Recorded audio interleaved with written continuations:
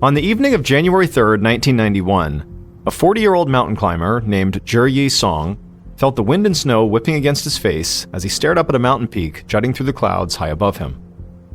Yi was standing more than two-thirds of the way up a mountain called Kawagabawa, which is the highest mountain in the Meilan Snow Mountain Range in southwest China. Kawagabawa stands at an elevation of about 22,000 feet, which is more than 4 miles, and nobody in recorded history had ever reached its peak. In fact, the Tibetan villagers who lived at the base of this mountain believed that nobody ever would, and some of those villagers regularly tried to prevent would-be climbers from even trying. But Yi and the 17-member team of climbers he was helping to lead were determined to prove the villagers wrong, and to make history. They had started climbing this mountain a month earlier, and they were now closer to the peak of Kawagabawa than anyone had ever gotten. Yi turned his gaze away from the peak and looked around the temporary camp where he and his team were planning to spend the night. He could see several climbers struggling to reinforce their tents against the snow and the wind. He and his team had chosen to climb at this time of year because it was known as the dry season, when major storms were actually rare. So Yi couldn't understand why the snow just kept coming down. He grabbed his radio off his belt and called down to base camp, which was a camp at the foot of the mountain where other members of the team provided weather information and support to the climbers. Yi told a base camp team member that the snow was still unbelievably falling hard up here. That team member reminded him that the climbers should clear snow away from their tents at least every 2 hours. Yi was about to respond, but just then, his radio cut out, and he heard this loud buzzing sound coming from it. He stared down at his radio, confused. This was the sound it made when it needed a new battery, but he had just put a new battery in. Yi fumbled with the radio, trying to fix it, but all he could hear was this buzzing sound, and then also, periodically, he'd hear the voice of the base camp team member cutting in and out. Yi communicated over the radio and wasn't sure if anyone heard it, but he said he was losing communication and he would try to contact them again later. Then Yi turned off his radio, clipped it to his belt, and the buzzing stopped.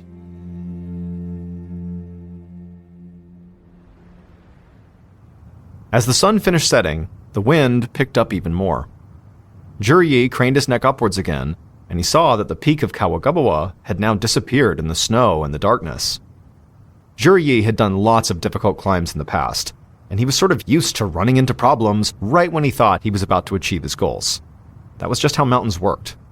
All the planning in the world could not prepare climbers for everything. But for some reason, this felt different. This storm just didn't show any signs that it would ever let up. Yi lowered his head and walked towards a group of tents. He wanted to help his team clear snow away. But all of a sudden, Yi heard screaming coming from inside one of these tents. He and several other climbers moved as quickly as they could through the snow toward the sound. They stepped into the tent, and they saw a woman laying in her sleeping bag, and she was shivering uncontrollably, and sweat was running down her forehead. Yi knew this woman, who was one of several Japanese climbers on their team, had been dealing with a high fever for days. But now, she didn't just look sick, she looked terrified. As soon as Yi entered the tent, the woman stopped screaming, and she just started muttering. Yi knew some Japanese, but he couldn't make out what she was saying. He looked around the tent, and he could tell that the other Japanese climbers who had come in were also confused by the woman's words. Yi turned to one of them and asked, what is she saying? And in a little more than a whisper, the climber told Yi the woman was saying, "Something is coming." Later that night, the storm began to reach blizzard conditions as Yi made his way around the camp, checking on his team. As bad as the weather had gotten, and as alarming as the screaming Japanese woman had been, Yi refused to panic. He believed if everyone just stayed calm and prepared, they could make it through the night. But he quickly realized he was the only one who felt this way. Each climber Yi spoke to seemed as frightened as the woman with the fever. He tried his best to calm everyone down he spoke to, but nothing he did seemed to work. So eventually, he headed back towards his own tent to make sure it was secure. But before he got there, he heard more shouting. At first, Yi assumed it was the woman with the fever, but he listened more closely and he could tell it couldn't be, because it was a man's voice. Yi trudged back through the snow towards this shouting man's tent to see what was wrong. and when he stepped inside, Zhuryi felt truly scared for the first time since he'd come to the mountain. Inside the tent, Zhuryi saw one of the climbers sitting by a fire, pen and notebook clutched in his hands, and on his face was this wild look. His eyes were darting from one side of the tent to the other, and he would shout at something only he could see and hear. And then he would scribble furiously in his notebook. It was like he had lost his mind. Zhuryi was so unsettled that he just backed out of the tent, and as soon as he was outside, he turned and began rushing back through the snow towards his tent. However, as he was between tents, he heard this loud rumbling sound, almost like the banging of a drum, coming from high up the mountain. He froze where he was, terrified, and he heard the sound of trees cracking and splitting, and he knew this must be it. This is the avalanche. However, when Zhuryi looked up the mountain, expecting to see a mass of ice and rock barreling down the mountain towards them, all he could see was the falling snow and the black night sky. There was no avalanche.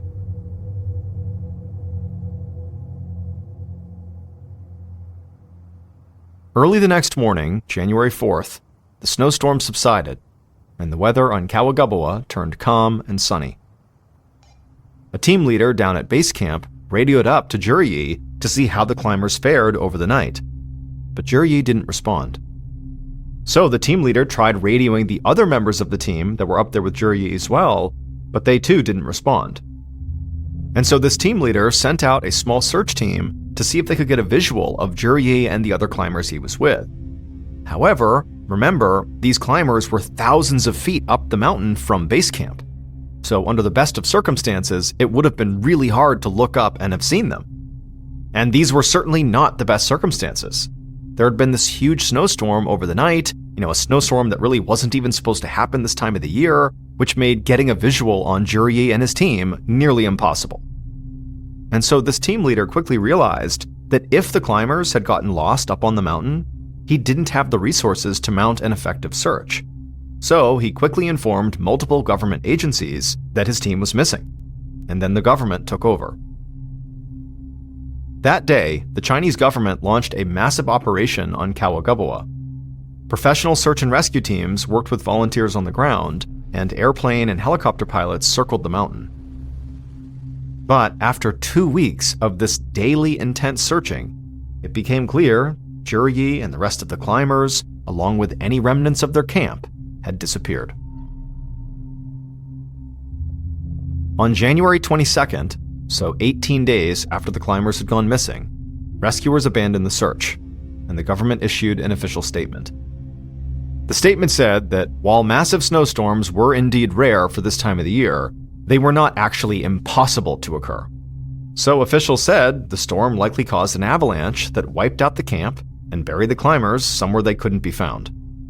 Now, this explanation was very logical, and for most people, it marked the end of this very tragic story. But not for the villagers who lived at the base of Kawagabawa. These villagers, who didn't think anyone would ever summit the mountain and who actively tried to stop those that did, they did not believe the official statement. They had a story of their own, which they were certain was the real explanation for what had happened to the climbers. And when the government issued its statement, these villagers tried to tell people that the government was wrong. And so, when climbers and tourists from all over came to Kawagabawa, these villagers told them what they believed actually happened, and how it would happen all over again if anyone tried to reach the mountain's peak. Now, most people dismissed the villagers' story as rumor or superstition, and that was a reasonable way to react to this, until 7 years later, when 3 shepherds from the village made a terrible discovery.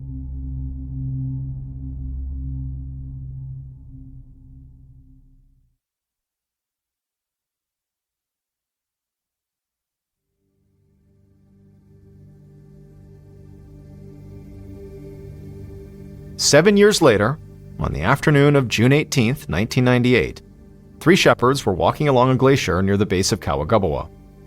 This glacier was 2.5 miles away from where Zhuryi and the rest of his climbers had set up their final camp.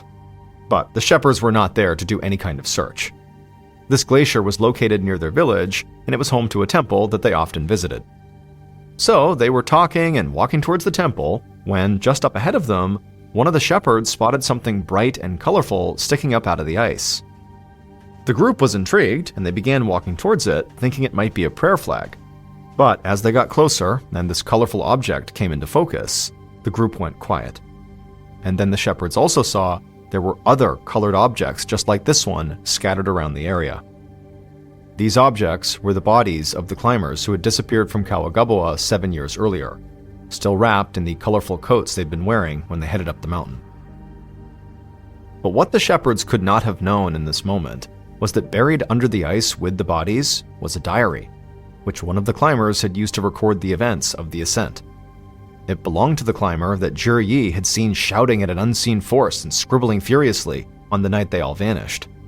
And this diary would reveal that the stories the villagers told about Kawagaboa and the lost climbers were more than just legend.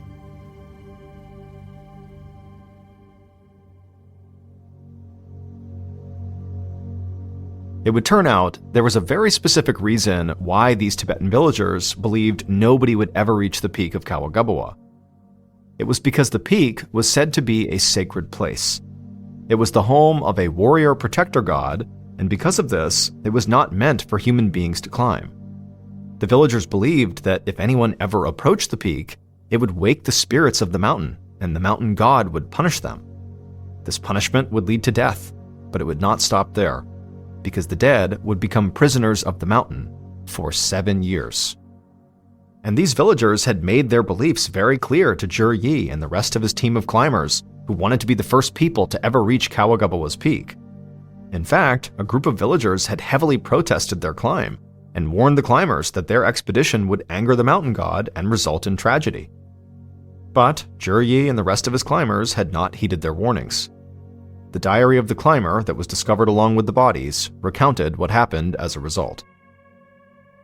The diary started like a lot of climbing diaries do, an account of the day's hike, the scenery, the weather. But as the dates got closer to the night the climbers disappeared, the diary took a strange turn. The writer became obsessed with these shadows he saw walking across his tent, and he said he heard women laughing and babies crying all around him in the darkness. That woman who had screamed out, who was sick with a fever, had said she felt something bad was coming, and she had tried to warn the others. But by the time Zhi Yi heard the sound like beating drums high up on the mountain that he thought was an avalanche, like many thought was an avalanche, the mountain god had apparently already unleashed his wrath. As soon as Zhi Yi and those climbers had disappeared, the villagers all assumed that they had faced the wrath of the mountain god. But the fact that their bodies had remained hidden for 7 years, the length of time the mountain god keeps the dead imprisoned in the mountain, was all the proof the villagers needed to know they were right. And the climber who wrote the diary ended up believing them too, although it was too late. In his final diary entry, he wrote, quote, "We were wrong. They are coming. Run."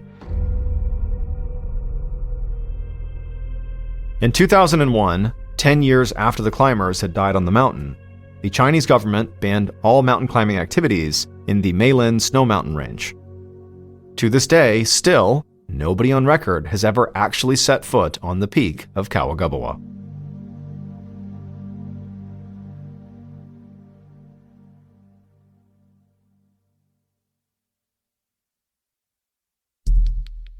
Our next story is called Something in the Bushes.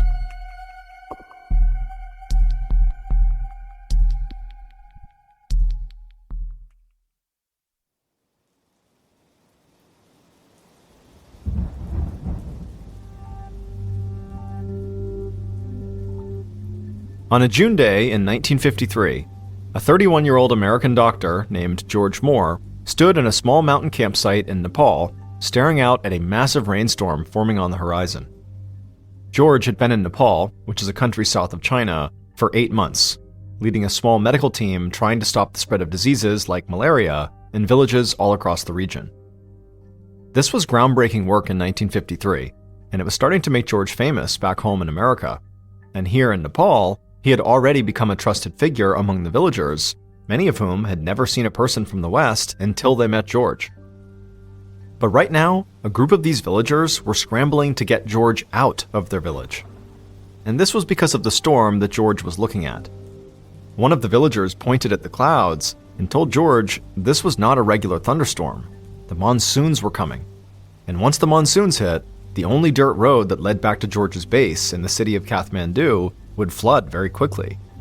And the horrendous rains could last for months, which meant if George wanted to continue his work stopping disease in other parts of this region, he would have to get out right now. George had known the monsoon season was coming, but it had arrived much more quickly than he'd expected, and so he and his team were sort of caught off guard. The journey out of the village was not something they wanted to undertake suddenly with so little preparation, because they didn't have a car. They literally had to walk out, and so they needed to be fully prepared. And also, this dirt road out of the village went through a deep forest where the locals claimed it was inhabited by terrible monsters. Now, while George did not believe in the supernatural, he did think that, fantastical stories about monsters often started because of real-life animal attacks. And so, monsters or not, the forest was definitely dangerous, especially since they again would be on foot. But George knew they really didn't have any other choice. They did have to go right now. George quickly gathered up first aid kits, medicine, and supplies and put them into a large pack. Then he reached down, pulled a revolver out of the holster on his hip, and spun the chamber to make sure the gun was fully loaded. And when he saw all 6 bullets, he knew he was as ready as he was going to be. George holstered his gun, thanked the villagers for their help, and then turned to lead his team out. But as he stepped onto the road, one of the villagers grabbed his arm to stop him. Then they pointed towards a spot on the mountain above the road that George and his team needed to take, and George looked up and saw large billows of smoke rising above the trees and into the sky. In a strained voice, the villager told him that no matter what, George and his team must not go anywhere near where that smoke was.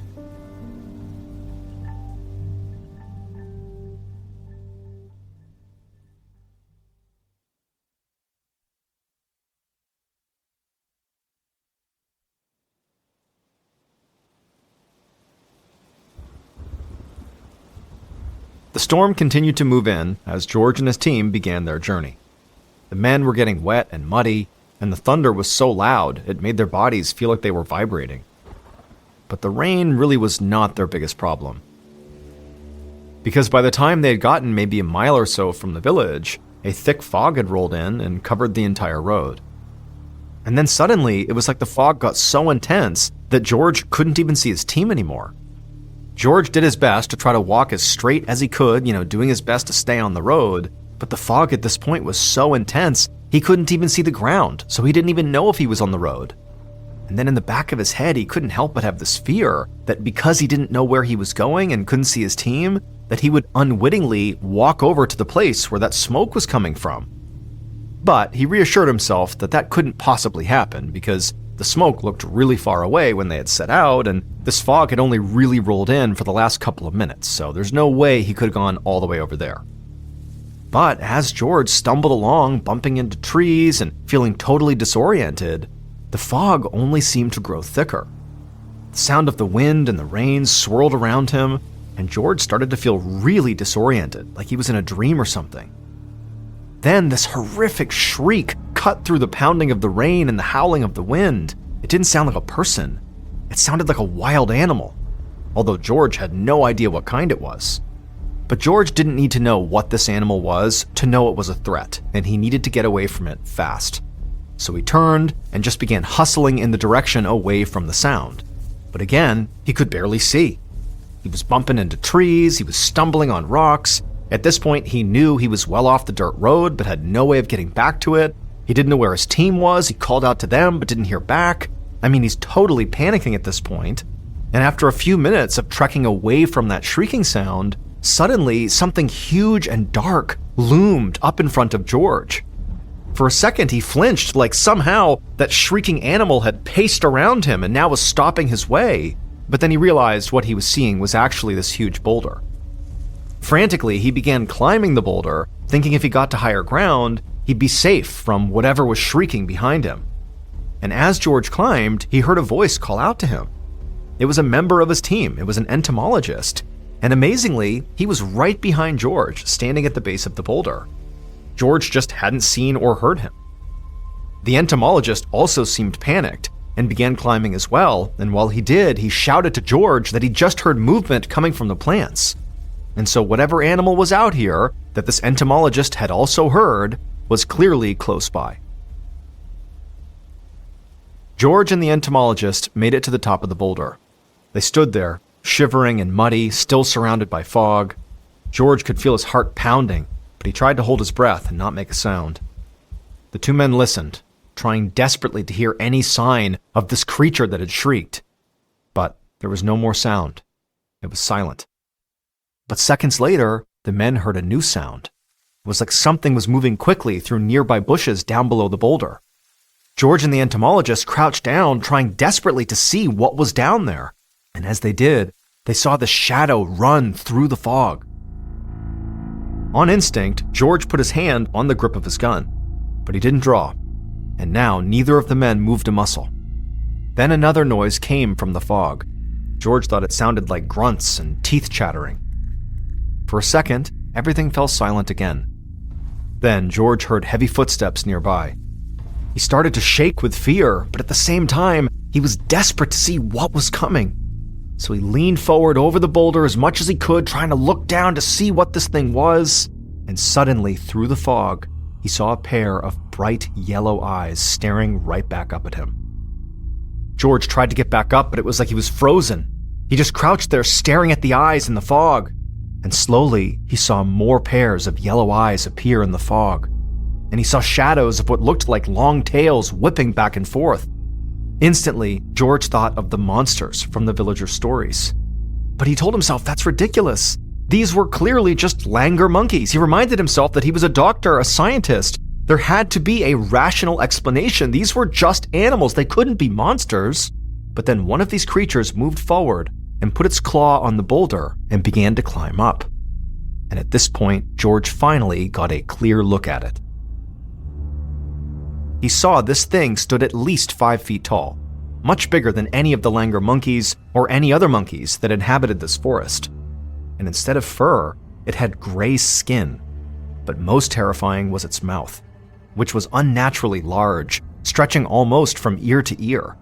And it was filled with these sharp teeth, the same color as its eyes. And as this creature slowly began to ascend the boulder, George felt a level of fear he had never experienced. Something primitive from deep down inside of him. A single terrifying thought blared in his mind. These creatures are not of the natural world. These creatures are godly. Now George screamed and drew his gun. He was too afraid to aim it at the creatures directly, so he pointed it up into the air and began shooting. The creatures let out a chorus of these horrible shrieks, the same shrieks they had heard earlier. Then he watched as the creatures turned, and their shadows and their yellow eyes disappeared back into the fog. George and the entomologist stayed huddled on top of that boulder, too terrified to move, for what felt like hours. Those creatures did not come back, and eventually, the rest of George's team found him and the entomologist. The two men scrambled down from the boulder, and they joined the group. The team asked them what happened. They said that, George and the entomologist had gotten too far ahead of them in the fog, and they'd lost them. Then they heard the gunshots. But all George could say was, "We have to get out of here right now. I will explain later." And as the team set off again, George took a second and turned back around and looked in the direction of the boulder, where he and the entomologist had seen these creatures. And now that he had a little more perspective and the fog had cleared just a little bit, he saw something that he hadn't seen before. That column of smoke that he had been warned not to go anywhere near was coming up right from behind the boulder. He and the entomologist accidentally fled to the exact spot they were told not to go.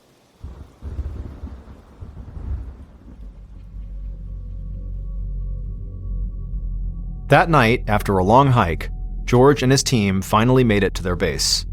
And it was only when he was back in the safety of his camp, with friendly villagers all around him, that George was able to finally think clearly again about what he had just experienced, with the strange creatures in that place where the smoke was. He didn't know what to make of it. George was a United States Army veteran and a man of science. He didn't believe in monsters or terrible gods roaming the forests. But he told his story as accurately as he could to the villagers, hoping they would have some realistic explanation for what the creatures were. But what the villagers had to say only left George feeling even more unsettled. So, George decided he was just not going to speak of what he had seen to anyone anymore. He had a bright future ahead of him as a doctor. He wasn't going to throw it away by making himself look crazy. And so when he got to America, and people asked him about his time in Nepal, he would tell them a wild story about this chance run-in with a group of langur monkeys. But the true memory of the creatures he actually saw out there, which were not langur monkeys, at least not to him, never left George. Their height, their yellow eyes, their huge mouths and sharp teeth, and the pure fear George had felt in their presence. George was a man of science, which made him want to forget this encounter.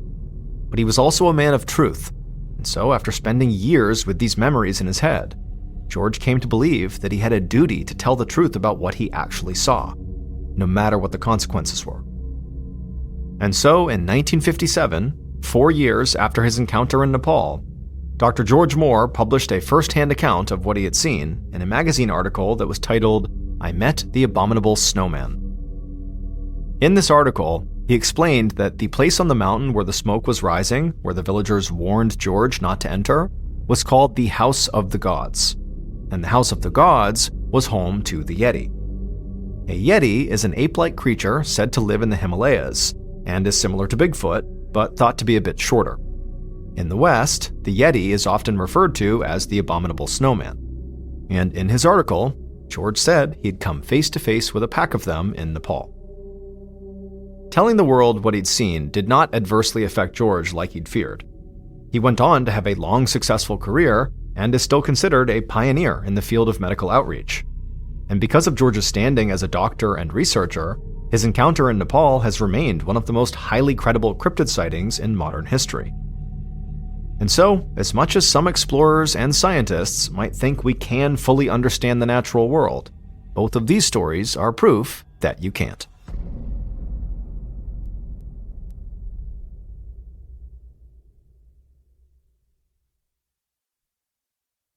A quick note about our stories: they are all based on true events, but we sometimes use pseudonyms to protect the people involved, and some details are fictionalized for dramatic purposes. By early 1999, Christopher Case was living his best life. He was 35 years old. He had moved out to Seattle to pursue a career in music, and he had landed a job at a music company in Seattle, and he had risen to the rank of executive at that company. He was incredibly fit. He was known for being at the gym 7 days a week. He took vitamins. He took his health very seriously. He had loads of friends. People really liked him. He was very close with his family.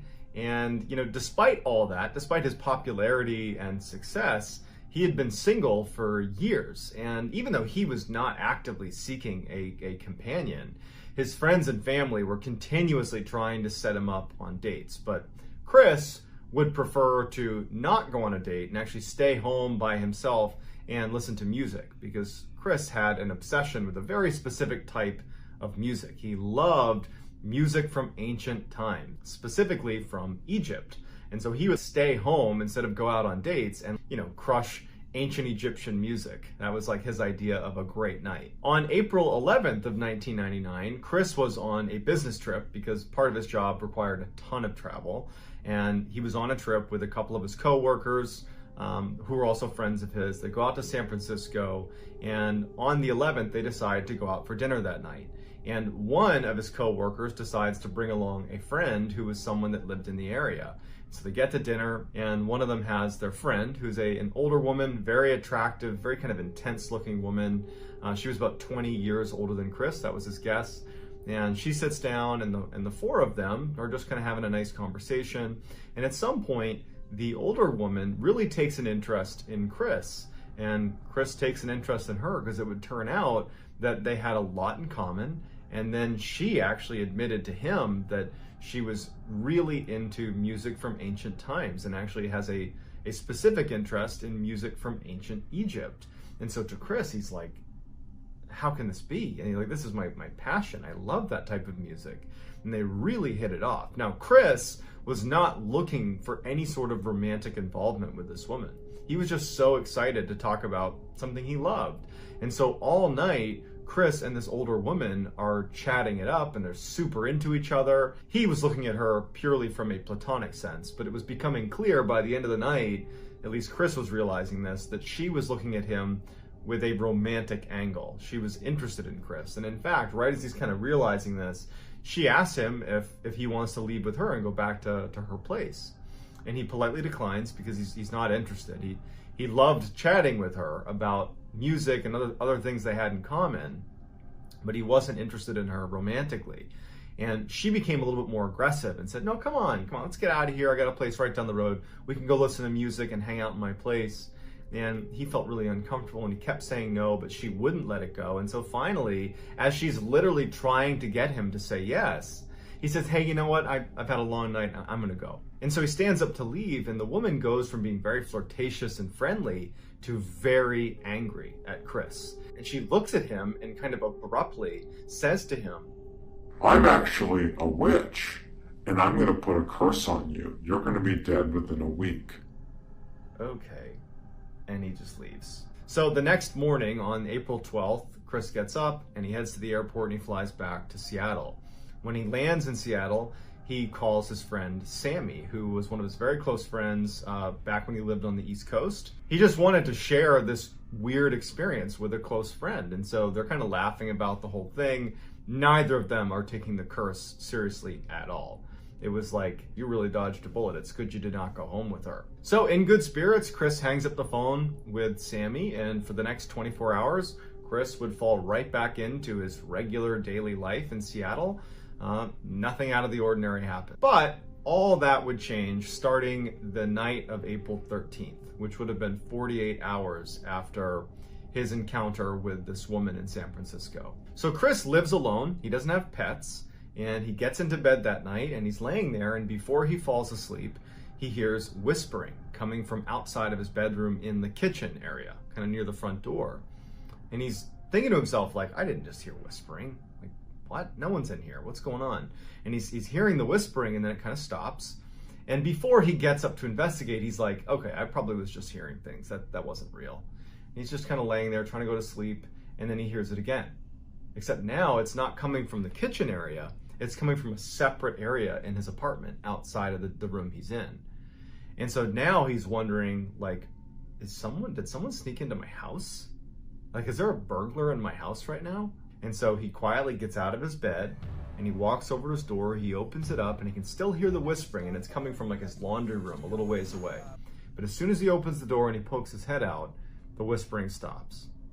And he's just standing there, like, looking around, like hoping that there isn't anything in his apartment. And then out of the corner of his eye, near the front door, he sees something dash across his periphery. Like a shadowy figure basically darts across the room. And so he looks over, and he's immediately afraid that it really is a burglar in his room.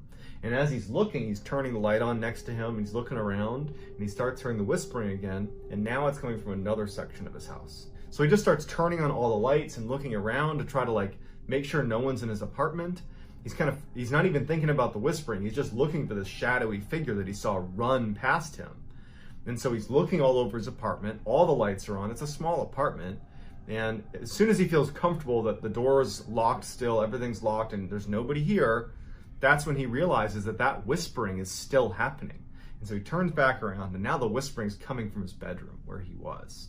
And so he walks over to his bedroom and looks inside, and he can't pinpoint the whispering. Like, he keeps hearing it and walking to wherever it's coming from, and as soon as he gets near it, the whispering stops. And he's thinking to himself, like, am I dreaming? Is this a dream? Am I losing my mind? Did somebody slip me something, like, last night? Like, what's wrong with me? So he has this horrible night where he's up all night chasing down whispers in his apartment that keep vanishing, and then seeing shadowy figures running around and lurking in corners, but he can't ever see them when he looks at them. And so the next morning on April 14th, when the sun comes up, he hasn't slept, the first phone call he makes is to Sammy, his friend.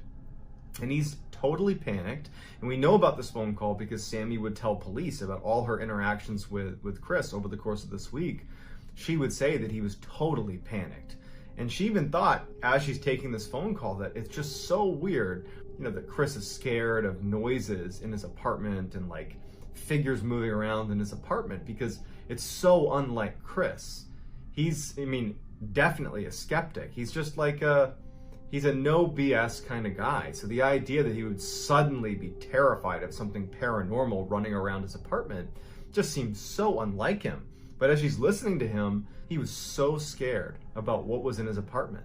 He knew it wasn't a person because he looked everywhere. There was no people. And that's the only reason he didn't call the police, is because he didn't want to tell the police that some shadow figure that's whispering in my apartment is harassing me. Like, what are the police gonna do? So Sammy hangs up the phone with Chris after trying to reassure him and just hopes that whatever that was doesn't happen again. But unfortunately for Chris, the night of the 14th now, he's going to bed again and he starts hearing the whispers, and immediately he's out there looking, lights on. He's looking for these whispers. They keep disappearing. He can't find the source. He's getting frustrated. He's scared. He keeps seeing that thing dart around his apartment. Except this night, he also noticed that he would look and he could get close enough to where he could break out the silhouette of what looked like a person, you know, like lingering in the corner of his apartment, but he'd go closer to it and it would disappear. It was like the manifestations of what he was seeing, the whispers and this figure running around his apartment, were becoming more vivid. But he's also thinking, like, I didn't sleep the night before. This could be my imagination. Like, I don't know if this is happening, but he's spiraling and he knows it. So the next day on the 15th, he doesn't call Sammy, but he calls a couple of his other friends that are anonymous, and they would all tell police that they got a similar story that Sammy had gotten that first night after the 14th. No matter what was happening, Chris believed it was happening, and Chris was terrified. But this wasn't even the worst of it yet. So that night on the 15th, Chris gets in bed, and now he's barely slept for 2 consecutive nights, and he's determined to just go to sleep. That he's trying to tell himself that everything that you've experienced the past couple nights is probably brought on by stress. It's brought on by now certainly a lack of sleep. So he's telling himself, like, just go to sleep. Just get in bed and go to sleep. So he gets in bed and he's laying there and he does fall asleep. But he wakes up in the middle of the night and he can't move his body. He's paralyzed, he can't move, and he's totally awake. And he starts hearing whispering. And now his level of fear is so high because now he's immobile. But the past 2 nights he's heard that whispering in his apartment and he's seen that figure moving around his apartment. And so he's laying there in darkness because he went to bed in darkness, and he starts hearing whispering outside his room, and then it stops. And then he starts hearing whispering inside of his closet, and then it stops. And then he hears whispering right underneath his bed, and he can't move. And he's just laying there praying that nothing horrible is going to happen to him, that this is just a dream. And then out from underneath his bed, right next to him, he can only turn his eyes. This black figure, this shadowy black figure emerges right next to his bed. And it's looking down at him. He can't make out any facial expressions, but he can clearly define, a figure is hovering over him. And it reaches down and puts its hands around his neck and begins to throttle him. And Chris is like gagging. He can't breathe, but he can't move. And at some point, the thing begins to lift him off of his bed by his neck and then throws him back down. And then the figure vanishes. Chris still couldn't move. He's choking to breathe, but he can't move. And he's just waiting for this thing to come back. And he knows that more than likely, whatever this is probably going to kill him this night. So he's laying there just thinking, oh my God, I'm about to die, I'm about to die. But the thing doesn't come back, and Chris can't move. And at some point, Chris, probably out of just pure, adrenaline crash or something, he falls asleep. And so when Chris wakes up and he can move again, he notices there's blood inside of his bed on his sheets. And then he looks at his hands, and at the tips of all 10 fingers are these incisions, like someone had intentionally cut open the top of every finger, something he certainly didn't do. And his bed is covered in blood from these 10 cuts on his hands. And then he feels his neck, and it feels tender.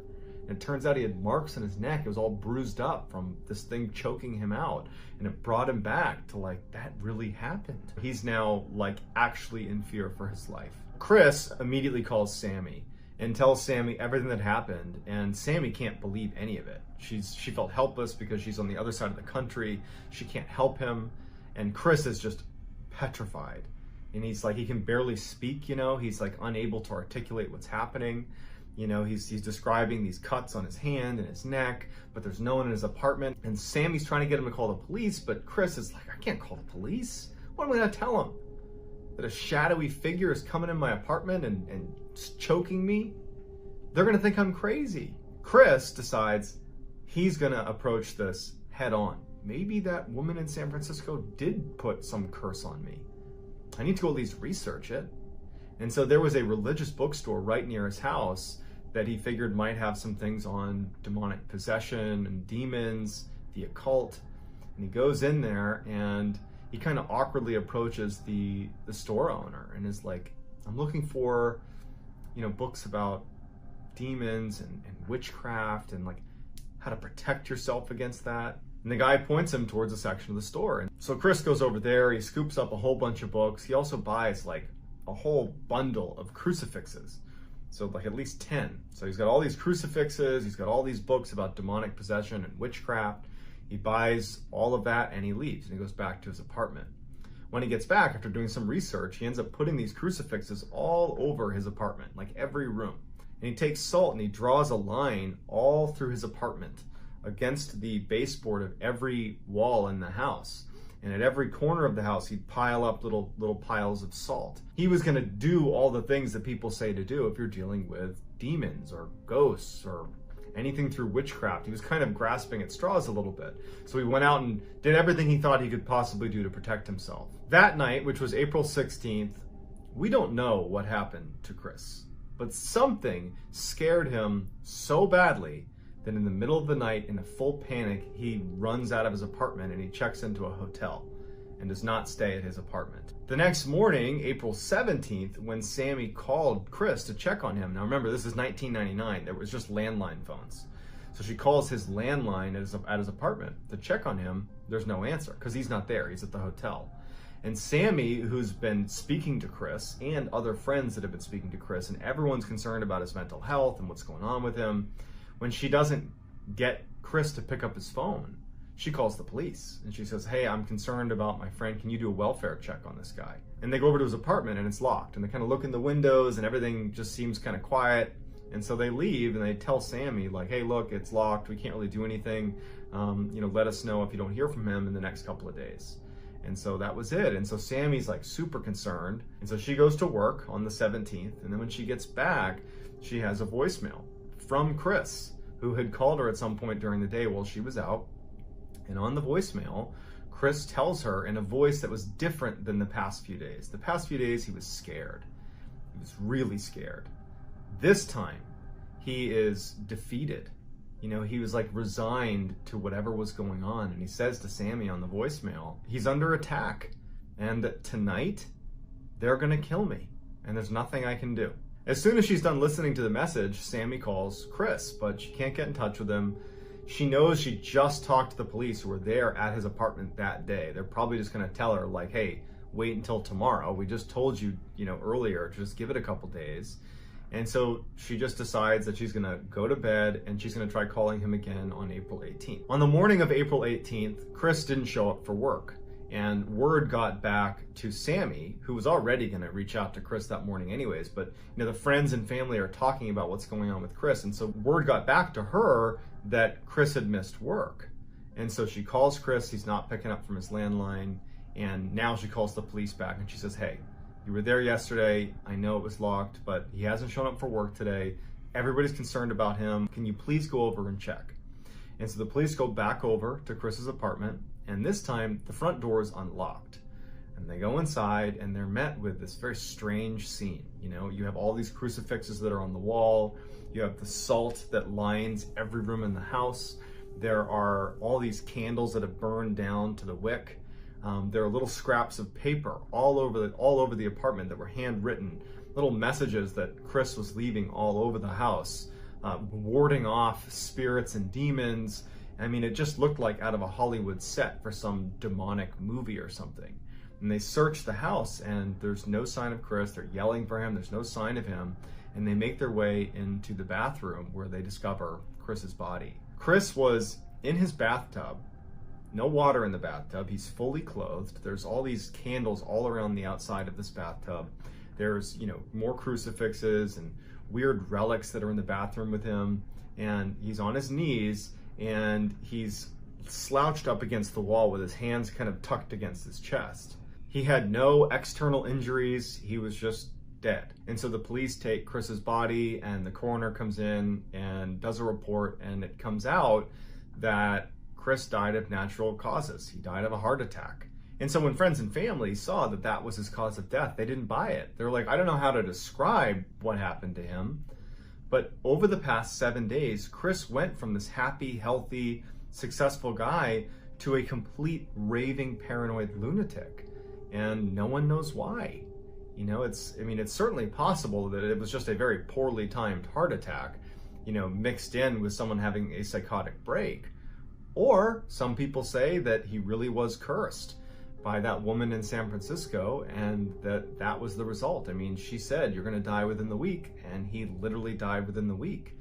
And he described regularly over the phone to his friends and family as this was happening, these horrible experiences at night with these shadow beings in his room and it attacking him. I mean, it's just this crazy story that to this day leaves friends, family, and investigators baffled. So I'd love to hear in the comments what you think happened to Christopher Case. Was this a natural death, or was this something else? Let me know in the comments. I'll do my best to go through and respond to as many as I possibly can. So if you enjoyed this video and you want to see more videos like this one, I would encourage you to gently slap the like button and then subscribe to my channel and turn on all post notifications so you don't miss any of my weekly 3 to 4 uploads that look an awful lot like the video you just saw. If you want to get in touch with me, you can message me on Instagram. My handle is JohnBallen416.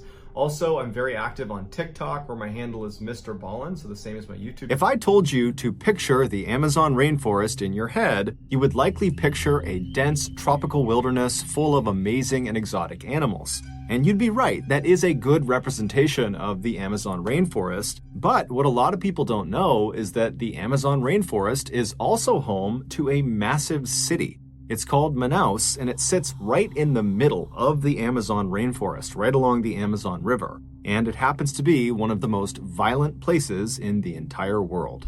All it takes in Manaus is simply walking down the wrong street or crossing the wrong person, and you can get shot or stabbed in broad daylight, and there's virtually nothing anyone can do to stop it.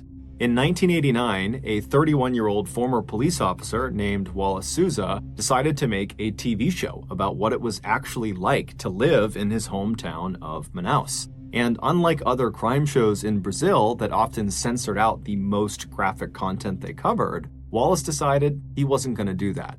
He wanted to expose the harsh reality of life in Manaus, and he felt like the only way to do that was to show everything. And so that year, he launched this show, which he called Canal Livre, which translates roughly to free channel. And true to form, there was no filter on what went on the air. And so this show was shocking. Viewers were given a front row seat to freshly murdered victims that are lying out in the road and slumped over chairs in restaurants and behind steering wheels. And the cameraman would zoom in on their fatal injuries, and they would zoom in on the faces of these people that have just died. Every gratuitous detail, every blood spatter, every grieving family member of the victim who's crying out in pain, all of it was shown on this TV show. And then, in between these very dark and violent segments about gang killings and drug deals gone wrong, Canal Livre also had a much lighter side. They would bring on local artists to talk about what they're working on, to maybe try to sell some of their goods. The show would also focus on down-on-their-luck families that needed help raising some money, and so the show was designed to get people to donate. And then also, for really no reason at all, there was a segment on the show where this puppet character would get into a fight with a man selling bread. It was a totally bizarre and shocking spectacle, and the people of Manaus loved it. And then eventually, the people of Brazil loved it. I mean, this was an extremely popular show.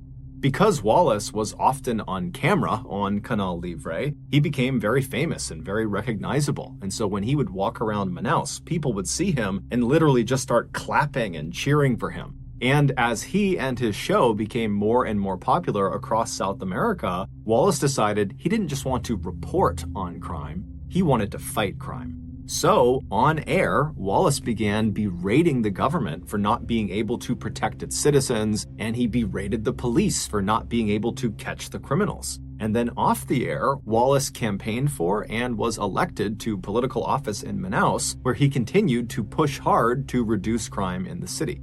And so it wasn't long before Wallace went from just being a relatively well-known TV host to being one of the most beloved and influential and trustworthy people in all of Brazil. However, over the years, there was one strange thing about his show, Canal Livre, that people just couldn't wrap their heads around. This oddity was most obvious in a now famous episode of Canal Livre that aired sometime in the mid-2000s. This episode opens with a Canal Livre reporter making their way through a jungle, and there's a cameraman filming them from behind. And this reporter, they're very carefully walking through, kind of pushing branches out of the way and high-stepping over all the underbrush. And then at some point up ahead, you see there is a clearing, and there is a third person standing in this clearing, and they're clearly looking straight down at something on the ground that we can't see. But this third person is very occupied with whatever is on the ground. And so eventually, this reporter makes their way through the jungle into this clearing, and then as soon as the cameraman gets into the clearing as well, he looks down at what is on the ground. And what you see is what appears to be a log that has previously been lit on fire because it's still smoking and it's black and it's charred. But as the cameraman zooms in, you see there are hands on this log. So you realize it's not a log, it's a human being who's obviously deceased. And based on how badly charred they are and how much they're still smoking, you realize very quickly that this person must have been on fire very recently as probably just a couple of minutes ago. Like right before the camera got here, this person was on fire. And so as you're kind of seeing this shocking image, the reporter suddenly talks about this person like he knows all the details of them already. He says, this person, it's a man, and they were not shot to death, they were doused with gasoline and burned alive. But at this point, the police had not come out. They had not seen this dead person yet. And so it made no sense that the reporter would have all this information on hand because no one knows this stuff yet. And based on just looking at this person's body, it was too badly burned to be able to tell whether it was a man or whether they had been shot or not or whether gasoline was used. But when Wallace was questioned about where he and his reporters got their information from, he just said, look, we're a very popular show and people call us often before they call the police and they give us information about what's happening in the city. And we have a huge team. We watch the police headquarters, we listen to the police's radio, we watch the morgue, we have loads of informants all over the city. And so we just get our information really, really quickly. And this answer was enough until 2008. That year, in October, the police arrested a former Manaus police officer who just went by the name Moa, and they accused him of 9 murders. And so they throw him in jail, but Moa, despite the seriousness of the charges against him, seems totally unfazed. It was obvious he had some sort of powerful connection outside of prison, some person or some entity that he fully expected was going to, at any moment, swoop in and magically get him out of prison. But that didn't happen. Moa just continued to sit in jail, and at some point that began to sink in that he was kind of on his own, and so he began to talk. And the story he would tell would shock Brazil. Moa would admit to having killed some people, but he would tell police, look, I'm just the assassin. The person who hired me for these killings is Wallace Souza. It would turn out Wallace Souza started his show, Canal Livre, with the best of intentions. But when his show became massively popular and it in turn made him, Wallace, also massively popular and powerful, he became corrupt. And at some point after his meteoric rise, he formed this very powerful drug cartel, and then in an effort to bolster his illegal dealings and to boost his show's ratings, he decided to start contracting hitmen like Moa to start taking out rival gang members in Manaus.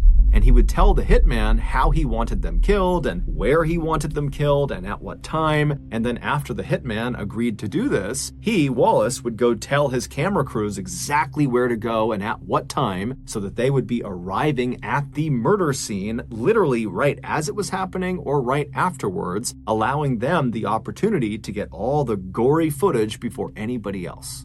It would take the police a year to finally compile enough evidence to charge Wallace with murder, but they would do it in October of 2009, and eventually Wallace would turn himself in. However, he denied everything. And then before he went to trial, he would die of a heart attack in prison. And so we never actually got to learn the full extent of what exactly Wallace Souza had done, how many people he had assassinated, and how many of them were shown on his TV show. But we do know that at least 3 of his assassination victims were shown on his TV show, one of them being the person that was found out in the jungle. They really were a man. They really had not been shot. They had been burned alive with gasoline at Wallace's discretion.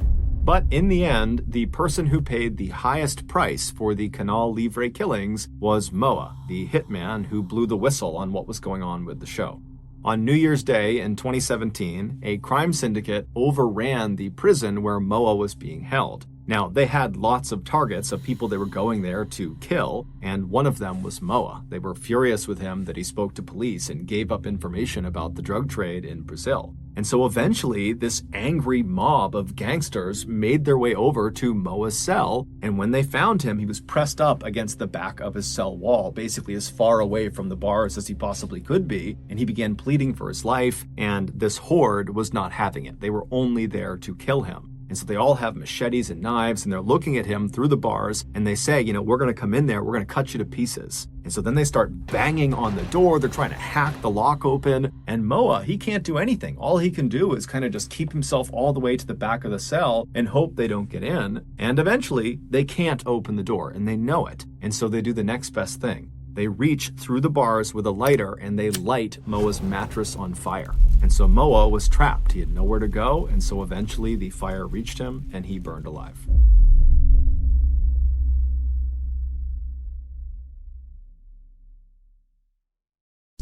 The next and final story of today's episode is called Inside a Nigerian Death Factory.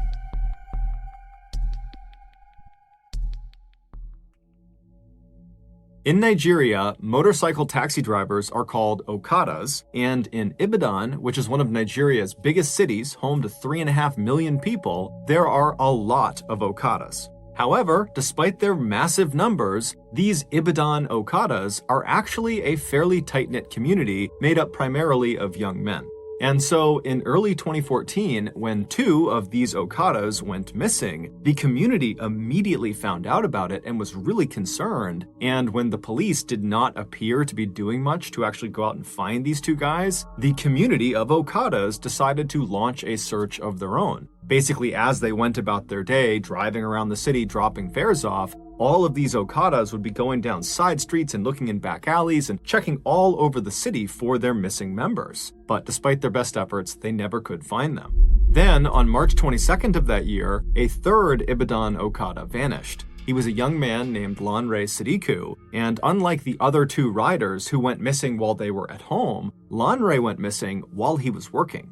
Lanre was part of a group of Okadas within the city who all kind of met up on the same city street, and that's where they stayed throughout the course of their day, trying to wave down fares as they came up. And so everyone in that meetup point all knew each other, and so they all knew Lanre. And on the day he went missing, they recalled seeing him driving away from this meetup point with 2 passengers on the back of his bike. Now, typically, the rides these Okadas would offer to their passengers were very short. They're only driving them just around the city. And so it was very quickly noticed that Lanre had left and after several hours had still not come back yet. When it was noticed by the other Okadas, they began talking about it and someone said, give him a call, make sure he's okay. And so they called his cell phone and Lanre did not pick up, which was highly unusual, not just for Lanre, but amongst the other Okadas. They always had their phones on because they're looking for new customers and customers could be calling them. And so their cell phone is a vital part of their work. And so his phone is off, they don't really know what to make of that, and then out of nowhere, Lanre actually calls this group of riders. However, he was calling them on his second cell phone. Lanre would keep a work phone and a personal phone, so he was calling them on his personal phone. And so when this other Okada answered the phone and heard Lanre's voice, he put the phone on speaker so the others who were concerned could hear what was going on. And what they heard was Lanre, totally hysterical, screaming into the phone that he needed help. He said that he and 8 other people he was with, who he didn't even know, had been kidnapped, and their kidnappers had brought them to this underground prison cell. They couldn't see anything, but they could hear people walking above them. Lanre also explained that when they had been kidnapped, the captors had taken all of their belongings, but they hadn't recognized that Lanre had this secondary cell phone, which is why he was calling from it. And so in between Lanre's frantic descriptions of what was going on and what had happened to him, these Okadas that received this call, they can hear in the background these other 8 people that are with Lanre in this underground cell screaming out as loud as they can, probably to get the attention of someone, anyone who was above ground who might be able to come down and save them. And so these Okada riders who are getting this call from Lanre, they're horrified, and they're trying to calm Lanre down so he can explain where he is so they can go find him. And finally, Lanre, he does compose himself, and he gives them really specific directions to this footpath that led into the Soka forest where he said he had been taken.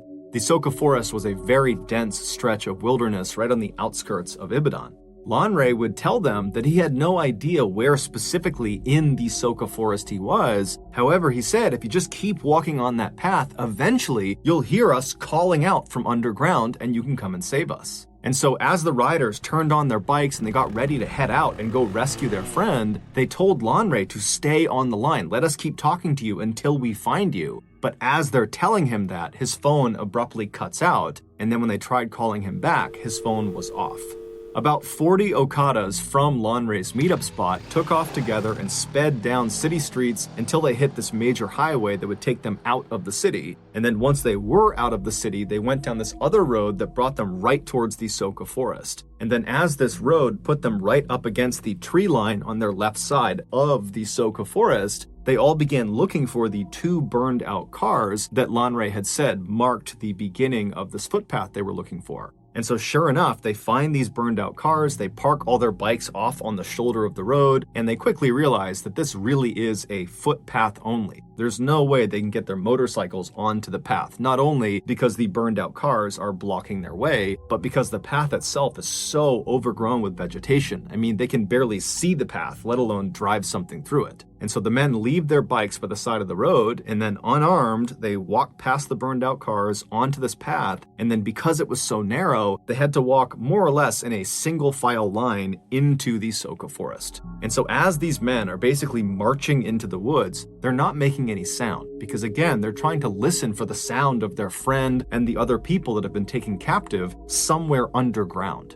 And so they're silently marching through this forest when all of a sudden, the guy at the front of the line thinks he hears something way up ahead. And so he holds his hand up to stop the line, and they all stop and they're trying to listen. And then all of a sudden, about 50 feet ahead of them through the trees, this man they didn't recognize suddenly jumped out from behind a tree. He yelled something at them, and then he raised his gun and began firing in their direction. The 40 Okadas immediately turn around and just sprint back down the path, right back out to the road. They hop on their bikes and they peel back out towards the city. When they finally get back to the meetup spot they had all originated from, they realize they can't just leave Lanre and the other people he was with out to dry. They have to go back and rescue them. They considered calling the police, but given the lackluster response to the other 2 missing Okadas, they realized they probably would have a higher chance of saving their friend and the others if they just went themselves. And so the 40 Okadas rounded up another 60 from other neighboring meetup spots, and this huge posse of over 100 men all hopped on their bikes and headed back towards that footpath that led into the forest. When they got there, they put their bikes on the side of the road, and this time, when they started walking down that path, they had guns, knives, bats, all sorts of weapons, and they were not trying to be quiet. They were actually yelling like these loud war cries to let the gunmen and any other gunmen in the woods know that there was a horde of angry people that were coming into the woods for a fight. And so as they're marching down this trail, kind of expecting to get shot at any point, it doesn't happen. Instead, after quite a while, they walk out of the thick forest into this huge opening. And right in the middle of this huge clearing is this fairly small river, but it's big enough that it would be very difficult to cross. However, they can see there's a bridge, this kind of crumbling old stone bridge that goes over this river. And then on the other side of the bridge, on the other side of the river, they can see there are 2 dilapidated buildings. The one that is closer to the bridge is this small black shack that has a window looking out towards them. And from their perspective, they're maybe 100 feet away from the shack. They can't tell if anybody's inside of this building.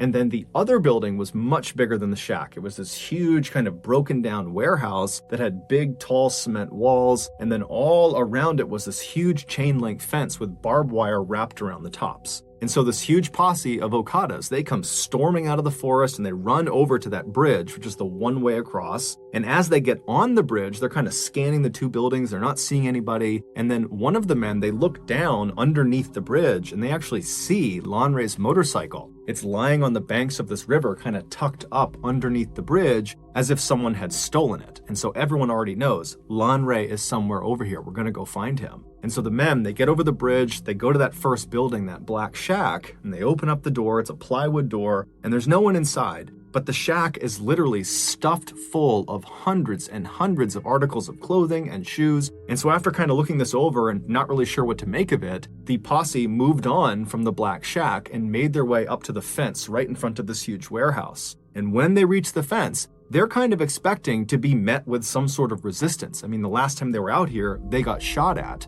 And so they begin yelling into the warehouse for anyone in there to show yourselves, come out here. But it was silent. And so one of the Okadas that was part of the posse had brought along bolt cutters as a weapon to use as a club if he needed to. But as it happened, he began to use the bolt cutters for their actual purpose, and he bent down and actually cut a huge hole in this fence so they could go in and explore this warehouse. And so after a large percentage of this posse had gotten inside the fence line, they began walking around this huge warehouse to try to find an entrance inside. And so as they're walking, the windows that lead into this warehouse, they're too high up, so you can't actually see what's going on inside. It's silent, there's a pretty bad smell, but they don't really know what to make of this. They walk around this structure, and when they get to the very back, they find an entrance. All it is this big rusted piece of tin metal, like sheet metal, that's propped up against a gap in the walls of the warehouse. And so one of the Okadas grabs this piece of metal and he pushes it out of the way. And then as soon as he did that, a few other Okadas quickly stepped through the threshold into the warehouse, preparing themselves to have to fight potentially if there are gunmen or anybody else inside that might want to do them harm.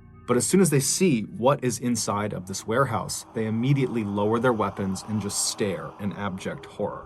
According to the locals who lived actually in the forest relatively near where this warehouse was, they said there was actually another way to get to this particular area, to get to the warehouse. There was another path that was very rough, but it was big enough for one vehicle that came in from the other direction. Now, the locals said they didn't use this path at all. They didn't even know where it originated from. But they said for the last 10 years or more, they have seen one vehicle use this road all the time to get to the warehouse. And it was this black Jeep with black tinted out windows, and they said it would typically show up most nights of the week around 8 p.m. And they said it would just go down the road, it would make its way over to the warehouse area, and then around 9:30 p.m., they would hear or see the black Jeep leaving. Now, none of the locals knew who was driving this Jeep, although they knew it was a man. That was really all they knew. And they had no idea what this man did when he got over near the warehouse. However, for the last 10 years, every time this guy was over near the warehouse from 8 to 9:30 at night, they would typically hear screams coming from that part of the woods, coming from the warehouse. And when the locals brought their concerns to police, the police just kind of blew it off and didn't do anything about it and actually told the people, don't worry about it. And so over the years, the locals had kind of just accepted that this man in his black Jeep and the screams coming from this warehouse were just a part of life. And so no one even reported it anymore. Had the police followed up on the locals' concerns about this Jeep and the screams, they would have discovered that that warehouse was actually a storage facility for a very in-demand and very illegal product. And that man who drove that black Jeep, he would take this illegal product and he would bring it back with him in batches and he would sell it on the black market. When this posse of 100+ Okadas pulled that metal door aside and they stepped into the warehouse, they were not met with any resistance. Anyone that had been there, any other gunmen or guards or anything like that, they had fled when they heard the sound of this massive posse whooping and yelling on their way in. And so as these Okadas are standing inside of this structure surveying what's in front of them, the first thing they noticed is right in the middle of the structure on the ground is this cement slab. It's about 4 feet by 4 feet, and one corner of this slab was elevated slightly by some rocks that had been placed under it, kind of propping it up, pitching it on an angle. And then just off of the side of the lowest point of the slab was this wooden bowl that had dark stains inside of it that was positioned in such a way that if you put water on the slab, the water would drain off of that corner directly into this bowl. Basically, it was there to catch any runoff from whatever was happening on this slab. Around this cement slab, all over the dirt floor, were bones, some with meat on them. And then beyond the bones and beyond the slab, all around the perimeter of the inside of this building were extremely malnourished, catatonic people chained up to the walls. These people were the highly in-demand, highly illegal product. More specifically, their body parts were the product. In Nigeria, a stunning number of people believe that certain magic potions and charms will grant you wealth and success, and in some cases, infinite life. But the catch is, the herbalists who will perform the magical rituals and give these potions and charms to people that pay for them, they often require human body parts for them to work. And so human body part factories, like this warehouse in Soka Forest, were established in order to meet the high demand of people that needed these parts. And so the way it's believed it worked at the Soka Forest warehouse was the man in the black Jeep. He would get orders from people that wanted specific body parts for their magical potions and charms and whatever else they needed, and he would make a list of those parts, and then at 8 p.m. he would show up at the warehouse and he would communicate with the people that worked at that warehouse, and they would determine out of all the captives they had, who had the parts they needed, and then after figuring out which captives were going to be used that night, they would go into the main section of the warehouse, and one by one, they would unchain these people, they would drag them to the center of the room, and in full view of all the other captives, they would put them on the slab, known as the slaughtering slab, and they would hack off the required body parts, and they would bag them up, put them in coolers, and then the man with the black Jeep, he would take those parts and he would leave, and then the person who's just been butchered, if they were still alive and might have a chance of surviving, they'd just be brought back to the wall and chained up again. If they did not have a good chance of survival, then they'd be brought to the very back of the warehouse in the back rooms where they would be discarded. Now, the means of execution varied, but in the back rooms of this warehouse, they found a makeshift guillotine, which cuts off people's heads, and they also found a large crocodile that was chained up. And so it's likely that those were at least two of the methods used to discard of the people they could no longer harvest organs from. After the Okadas kind of broke out of their initial shock of what they were seeing inside of this warehouse, they went around and began freeing people that were still chained up to the walls. And in total, there were 23 people that were still barely alive, still inside of this warehouse, but none of them were Lanre Sadiku. And then after checking all of the dead bodies and body parts that were inside of the warehouse and then also right outside, where there were a number of shallow mass graves, they couldn't find Lanre amongst them either. And so this huge posse began looking all over the property for an entrance to this underground prison that Lanre had described being in. But they couldn't find it, and so eventually this posse made their way back over to the survivors who were being tended to by locals that had come over, and they asked the survivors, are you aware of any underground prison cells somewhere around here where other people were being held? But the survivors either didn't know or just were unable to speak anymore. And so later that day, when the police did come out because word got out about this huge find out in this forest, the posse went to the police and begged them to please begin digging up this entire property. We need to find the entrance to this underground prison cell. Lanre and 8 others, and who knows how many others beyond them, are trapped underground in these cells, and we gotta get to them. But the police just kind of refused and immediately just demolished the warehouse. And then after kind of cordoning off that area for a couple of days, the police basically just left and stopped caring about it altogether. And so the Okadas once again came together as a community and would spend the next several weeks going back out to this forest and just manually began digging up all over this entire property in hopes of finding their friend and the rest of these people that were trapped underground. But they never did. And so we don't know what happened to Lanre and the other people who were trapped in that underground cell. We don't know what happened to the other 2 Okada riders who went missing right before Lanre did, although it's generally assumed they most likely were kidnapped as well and probably met a similar fate. We also have no idea how many people were butchered inside of the Soka Forest warehouse. However, given the massive amount of clothing and shoes inside of that black shack, it's believed the total number of victims is easily in the hundreds. No one has ever been officially held accountable for the atrocities that took place in the Soka Forest. However, a couple of days after the warehouse was discovered by the Okada posse, the posse was back digging, looking for Lanre, when they discovered there was this man who was there who was kind of walking around acting suspicious. And so the posse confronted him, and it would turn out this guy had several human tongues in his pockets, along with dozens and dozens of cell phone SIM cards. And so, assuming he was part of whatever happened there, the Okada posse proceeded to kill the man on sight. Later on, a woman who was a survivor from the warehouse would tell reporters how she got kidnapped. She said she lived in Ibadan, she was well educated, she had a good family, she was just sitting outside of her house when all of a sudden this van pulled up in front of her, and these very official looking men were inside of this van, and they got out and they told her, you're under arrest, you gotta come with us to the police station. And the woman was so confused, but the men were very professional and seemed very convincing, and so she got inside the van, they shut the door, and they drove off. And very quickly, once she was inside of the van and couldn't go anywhere, she realized they were not police, she had been kidnapped, and within the hour, she, along with several other people who had probably been kidnapped in the same way, were stripping their clothes off right outside of that black shack on the other side of the river, and they were told to put their clothes and belongings inside of the shack while they were being held at gunpoint, and then once they were naked, they were promptly marched into that warehouse where virtually everyone around her would be butchered and killed.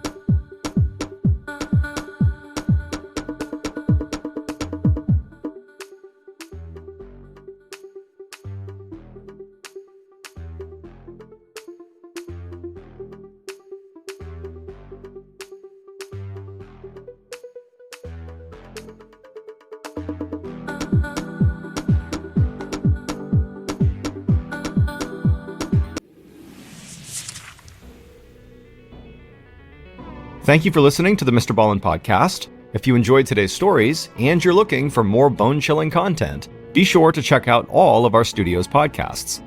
This podcast, the Mr. Ballin podcast, and also Mr. Ballen's Medical Mysteries, Bedtime Stories, Wartime Stories, Run Fool, and Redacted.